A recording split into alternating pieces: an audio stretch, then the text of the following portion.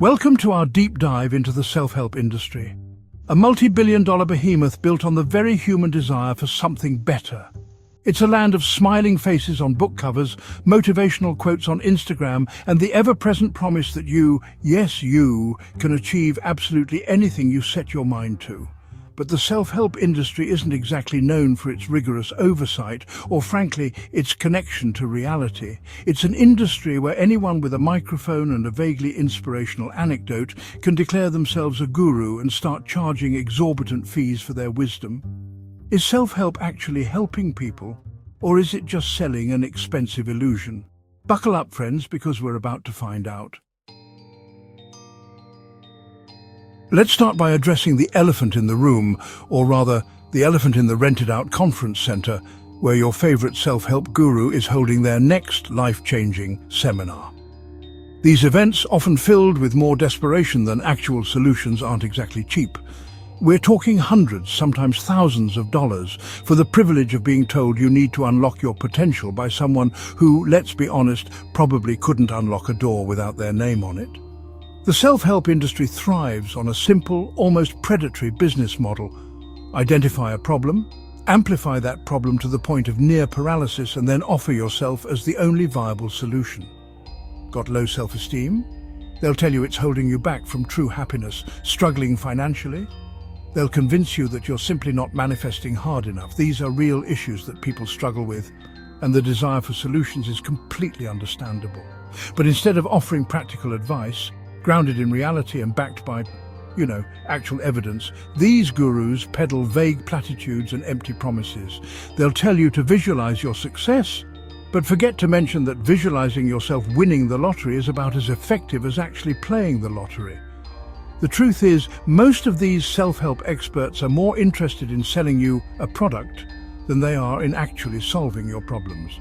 They're masters of marketing, not necessarily masters of, anything else. The next time you're tempted to shell out your hard-earned money for the promise of a quick fix, remember this. The self-help industry is built on keeping you insecure, keeping you coming back for more, and most importantly, keeping your wallet a little bit lighter. Let's talk about the advice itself, shall we? Because if you strip away the flashy websites, the inspirational Instagram quotes, and the carefully curated aura of success, you'll find that a lot of self-help advice boils down to the same tired platitudes, recycled and repackaged ad nauseum. It's a lot of believe in yourself, think positive and never give up, which, on the surface, sound lovely. Who wouldn't want to embrace those ideas? But these vague pronouncements ignore the complexities of real life, the messy realities of mental health, systemic inequalities, and the simple fact that sometimes life just throws you a curveball you didn't see coming. Because when that success doesn't magically materialize, as it inevitably won't, who do you think they're going to blame? That's right, themselves. They need you to internalize the message that if you're not succeeding, it's not because their advice is useless, it's because you're not trying hard enough. You're not manifesting correctly, you're just not good enough yet. It's a brilliant, if morally bankrupt business model. Keep the advice vague, keep the promises big, and keep those customers trapped in an endless cycle of self-blame and self-improvement purchases. And the worst part is, this constant barrage of empty advice can actually be harmful. It can prevent people from seeking out genuine help, from talking to therapists, doctors, or even just trusted friends and family members who can offer a dose of reality and, actually listen without trying to sell them a 10-step program to a better life. Now let's talk about everyone's favorite self-help buzzword, positivity, specifically the toxic kind. The type, the relentless insistence that any expression of negativity, doubt, or even just plain old realism is practically on par with summoning a demon into your living room. Listen, there's nothing wrong with a bit of optimism. The world could certainly use more of it. But the self-help industry's obsession with positive thinking has reached a point where it's not just unhelpful, it's actively harmful. Telling someone with depression to just cheer up is like telling someone with a broken leg to just walk it off. It's dismissive, it's invalidating, and it completely ignores the underlying issues at play. The truth is, life is messy. Bad things happen. People get sick, relationships end, jobs are lost, and sometimes you just really want to stay in bed and binge watch bad reality TV. Forcing yourself to slap on a smile and pretend everything is sunshine and rainbows when it clearly isn't is not a pathway to enlightenment, it's a pathway to emotional exhaustion. The relentless pressure to be positive all the time can actually make it harder to cope with negative emotions when they inevitably arise. So, the next time someone tells you to just think positive, feel free to remind them that a healthy emotional life, much like a balanced breakfast, requires more than just a heaping helping of sugar-coated optimism. Let's be honest, the self-help industry doesn't want you to actually achieve lasting happiness or success. Because if you did, you wouldn't need their products anymore, would you? Think about it. They've created an ingenious system designed to keep you perpetually hooked on their promises, much like a hamster spinning endlessly on its wheel. They dangle the carrot of a better you just out of reach. Always just one more book, one more seminar, one more life-changing crystal away.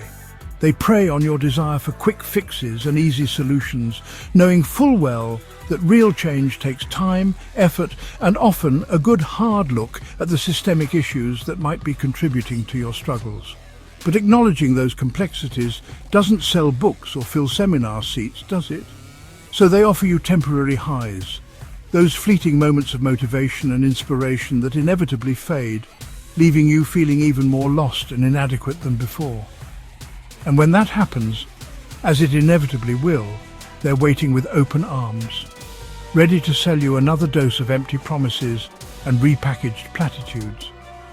They'll tell you it's your fault for not implementing their strategies correctly, for not wanting it badly enough, for not manifesting with enough conviction. And you, desperate for a solution, for a way out of the emotional labyrinth they've so carefully constructed, will believe them. Here's a fun psychological trick the self-help industry loves to employ. Make individuals feel like their failures are entirely their own fault.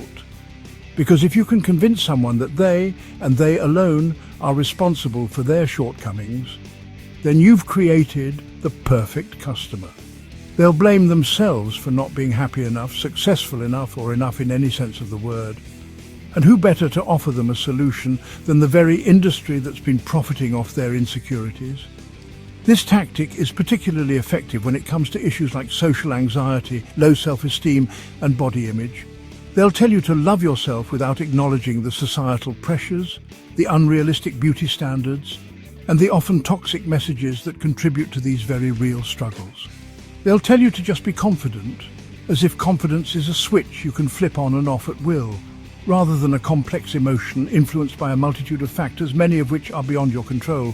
And when those methods inevitably fail, because let's face it, telling someone to just be confident is about as effective as telling someone to just be taller, they'll be there to pick up the pieces, offering another book, another seminar, another empty promise disguised as a solution. It's a vicious cycle of self-blame and self-improvement, fueled by an industry that thrives on keeping you trapped in a perpetual state of not good enough. They'll tell you that you're limitless, that you can achieve anything you set your mind to, all while subtly reminding you that you're not quite there yet, that you still need their guidance, their products, their wisdom to reach your full potential. But here's the truth they don't want you to know. Your worth is not contingent on your productivity, your success, or your ability to fit into their narrow definition of happiness. Thank you for watching. If you found this video insightful, don't forget to like, share, and subscribe for more content that digs deep into the truths behind popular industries. Remember, real change comes from within and often requires more than just a quick fix. Stay informed, stay critical, and most importantly, stay true to yourself.